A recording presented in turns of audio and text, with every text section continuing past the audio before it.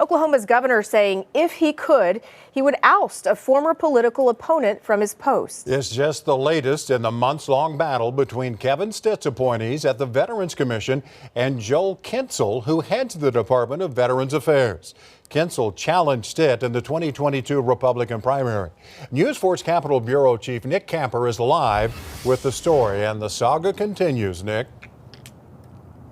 It sure does. Last week we told you that the Veterans Commission meeting was canceled because Joel Kinsel directed his staff not to cooperate with the commissioners. He says that some of them are not legally appointed. That is something that the Attorney General agrees with. Then on Wednesday there was a new commission meeting. Kinsel was not there for that. And now the governor is saying if it was up to him, he would fire the executive director.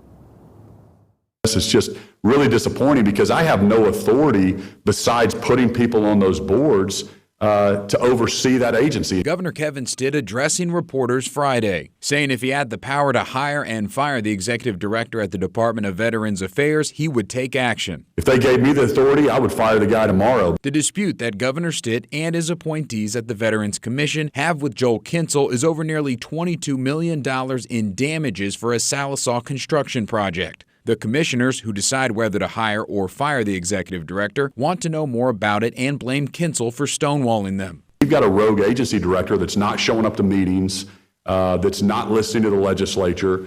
There's nobody in charge. Kinsel responding to the governor Friday in part of a statement saying, current statute places the authority of hiring or firing the director at ODVA in the hands of a lawfully appointed, Senate-confirmed 9-member commission. The executive director says he refuses to work with the commission because 3 members are unlawfully appointed by the governor, a point that Attorney General Gentner Drummond agrees with. Kinsel also tells us, quote, "My staff and I will continue to work hard for our veterans and make decisions that best benefit them." Now, today, the governor did clarify he has not told any of his commissioners to fire Kinsel. In fact, they had that opportunity on Wednesday at the meeting. It was on the agenda.